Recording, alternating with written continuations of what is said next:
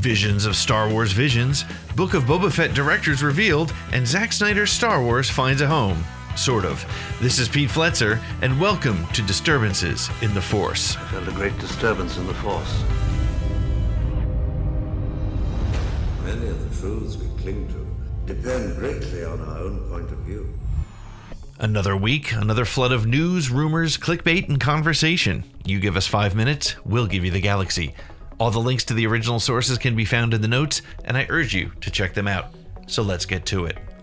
Well, last weekend at Anime Expo Light, fans got their first look at what Star Wars anime style will look like. A 30-minute panel rolled out some clips of concepts and yet-to-be-finished scenes that featured 9 episodes from 7 major anime studios, including Production IG, who's known for Ghost in the Shell, Science Saru, and Geno Studio.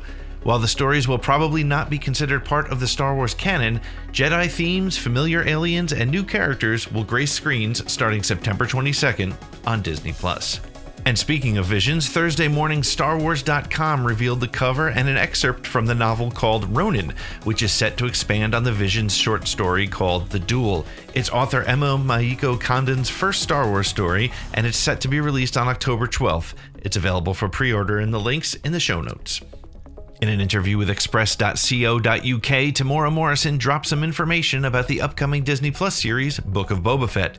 The actor who played Jango Fett in Attack of the Clones and now plays his cloned son Boba told the site, quote, "We've got some great directors on board, Robert Rodriguez, Jon Favreau, Bryce Dallas Howard, and Dave Filoni.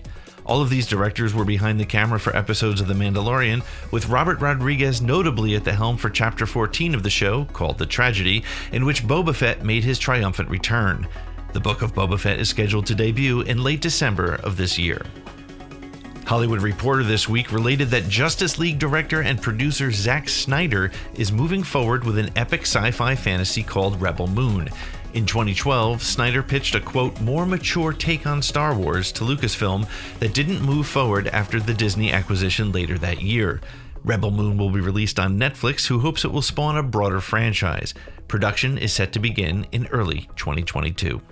Well, last week, the 2 latest books set in the Star Wars High Republic era were released, and this week, they landed on the New York Times bestseller list. Daniel Jose Older's Race to Crash Point Tower came in at number 3, and Kevin Scott's Rising Storm grabbed the number 9 spot. Both books are part of Wave 2 of the series that take place 200 to 300 years before the events of Star Wars A New Hope. Spoiler alert. Spoiler alert. Well, this week's episode of The Bad Batch was number 11 out of 16 and was called The Devil's Deal. Like episode 10, it opened on another planet that has succumbed to the occupation of the new Imperial leadership, and this time, it was the Twi'lek homeworld of Ryloth. Twi'leks have been seen throughout the Star Wars saga, from Ula, the doomed dancer in Jabba's palace, to Hera Syndulla, the pilot and matriarch of the Ghost Crew in Star Wars Rebels.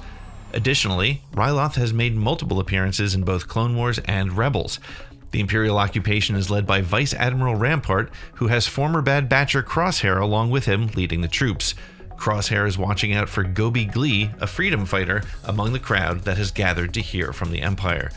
Rampart, Senator Orn Free Taa, who was seen in the prequels as a supporter of Chancellor Palpatine, and Clone Wars era hero Cham Syndulla, Hera's father, speak to the gathering crowd.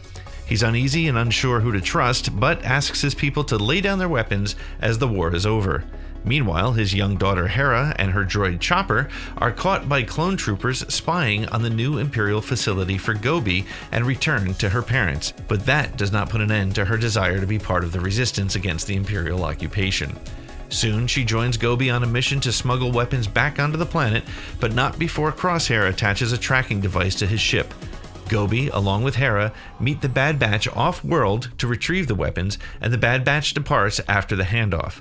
Upon their return to Ryloth, Crosshair is waiting for them, and Rampart arrives to capture them. This sets in motion a daring rescue attempt by Cham Syndulla, only to lead to them being captured by a very powerful Imperial force. Hera and Chopper make their escape after Crosshair shoots Orn Free Taa from a distance, allowing the Empire to frame the hero of the people, Cham Syndulla, for an attempted assassination on the Imperial Senator. Next week's episode is called Rescue on Ryloth and drops at midnight Pacific on Friday on Disney+.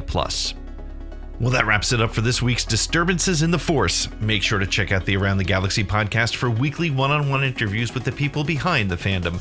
This Tuesday, we speak to Peter Townley, the original host of Lucasfilm's The Star Wars Show. Please subscribe for regular updates, follow us on all your social media channels at ATGcast, and visit our website at atgcast.com to keep up with us, find our merch, and get information about supporting the show as an Around the Galaxy patron. Thanks for listening, and may the Force be with you.